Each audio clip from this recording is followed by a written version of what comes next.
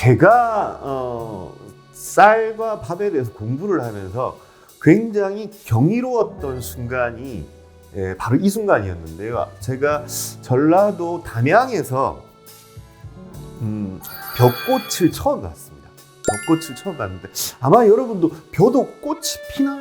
라고 생각하시는 분들이 많으실 텐데요. 벼도 식물인 이상은 꽃이 피어야 하고 꽃이 펴야만 수정이 됩니다. 그래야 이제 열매를 맺게 되는 것인데요. 사실은 이 벼꽃이라는 것은 굉장히 좀 놀라운 꽃인 게 뭐냐면 언뜻 봐서는 이게 꽃인지 아니면 뭐 뽀송뽀송한 솜필인지 구분이 안 갈 정도로 아주 작은 꽃입니다. 더군다나 벼꽃은 단 하루만 피는 꽃입니다. 그리고 단 하루 정도가 아니라 한 반나절 정도 동안에 완전히 개화를 합니다. 지금 여러분들이 사진에서 보시는 이 장면은 완전히 개화를 한 장면입니다. 그래서 아침에 혹시 운이 좋을 때 보통 이제 지역마다 차이가 나지만 보통 8월쯤에 이렇게 벼꽃이 피는데요. 벼꽃이 피는 순간은 그 꽃이 이렇게 꽃대가 나오는 장면이 눈으로 동영상을 보듯이 보일 정도로 그 속도가 빨리 진행됩니다. 그래서 저도 태어나서 처음 저도 이제 벼의 생태를 공부하면서 벼꽃을 처음 봤는데 이 순간이 제가 이 쌀과 밥에 대해서 공부를 하는 동안에 굉장히 경이로웠던 순간입니다. 이게 8월에 아주 더운 어느 여름날에 오전 아침이었는데 제가 한동안 이 꽃이 피고 지는 과정을 하루 종일 그냥 앉아서 지켜볼 정도로 경이로웠는데 제가 왜 이걸 먼저 보여드리느냐 이런 거죠. 한 번도 우리는 이런 부분에 대해서 관심을 가져본 적이 없다라는 거. 여러분도 마찬가지고 저도 사실은 이 벼꽃을 직접 현장에서 제 눈으로 목격하기 전까지는 정말 몰랐습니다. 벼꽃이 이렇게 빨리 피고 지고 그리고 이 과정을 거쳐서 우리가 먹는 쌀 한 토리 곡식으로서 열매 맺는다라는 사실을 처음 알았다라는 거죠. 자, 그리고 제가 이제 왜 쌀과 밥에 대해서 관심을 갖게 됐는지를 미리 좀 설명을 드릴 필요가 있는데요. 제 첫 번째 책인 일본의 맛 규슈를 먹다라는 책은 2014년도에 출간이 됐습니다. 꽤 오래전 일이죠. 오래전 일인데 저는 이제 이 책을 왜 일본 음식 책을 쓰게 됐냐면 우리 한국 음식 공부를 하다 보니까 한국 음식에는 알게 모르게 일본 음식의 그림자가 많이 남아 있었습니다. 그도 그럴 것이 한국이 36년도 동안의 그 일제강점기를 겪으면서 우리가 막 근대 음식이 태동할 즈음이 바로 일제강점기였습니다. 그러다 보니까 우리 음식 속에 일본 음식의 흔적이 많이 결합이 되었습니다. 그래서 우리가 흔히 아는 정도의 일본 음식의 흔적뿐만 아니라 실제로는 아주 깊숙이 일본 음식이 들어와 있었기 때문에 일본 음식을 먼저 알아야 우리 음식의 본질은 어디까지인지를 알 수 있을 것 같아가지고 제가 우선 일본 음식을 좀 구체적으로 알아보자 이러면서 이제 일본 취재를 다녔는데 이 책을 쓰기 위해서는 제가 한 10여 년 동안 100번 정도 일본을 방문을 했었습니다. 짧게는 뭐 2박 3일, 길게는 한 2달 정도 이렇게 장기간 체류하기도 했었는데요. 제가 그렇게 이제 일본을 다니니까 주변에서 저한테 묻습니다. 야, 일본을 그렇게 음식 취재를 하러 다니다 보면 무슨 음식이 제일 맛있대? 라고 많이들 묻거든요. 그럼 이제 이분들이 물을 때는 어떤 기대치가 있죠. 뭐 아주 고급스러운 스시가 맛있다든가 아니면 뭐 아주 장인이 그 빚어내는 메밀국수가 맛있다든가 이런 답을 기대했는데 저는 일본을 다니면서 늘 정말 충격적으로 맛있게 다가왔던 음식은 바로 일본의 밥이었습니다. 일본 밥이 너무 맛있어요.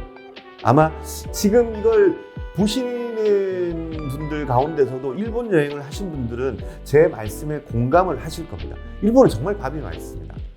근데 밥이 맛있다를 느끼다가 어느 순간에는 슬슬 짜증이 나기 시작하는 겁니다. 왜?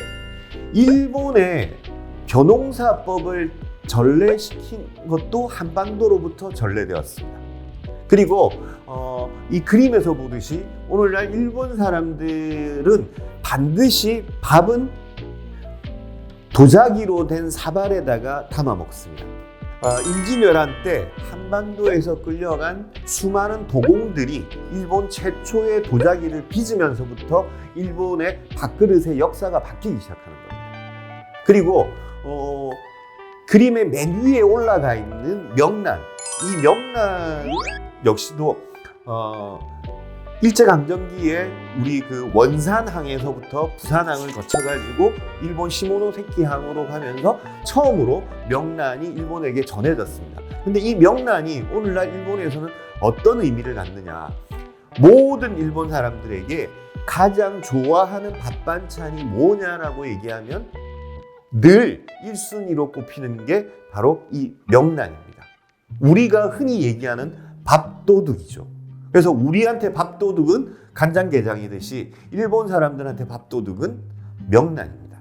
자, 한번 여러분 보십시오. 쌀을 재배해 주도록 가르쳐 준 것도 한반도.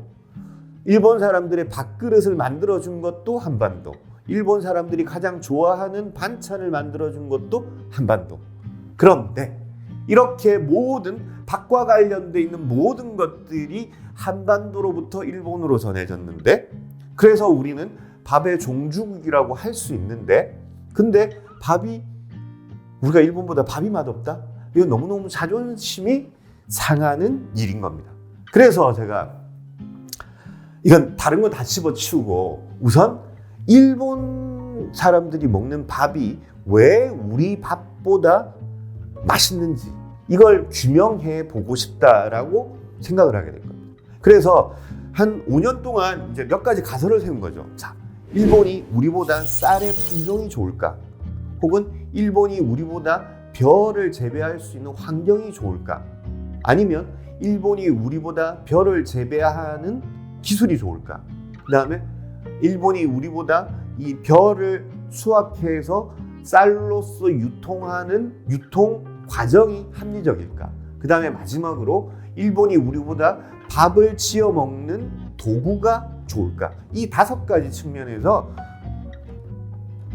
일본과 우리나라를 비교하면서 연구해 보기 시작한 겁니다.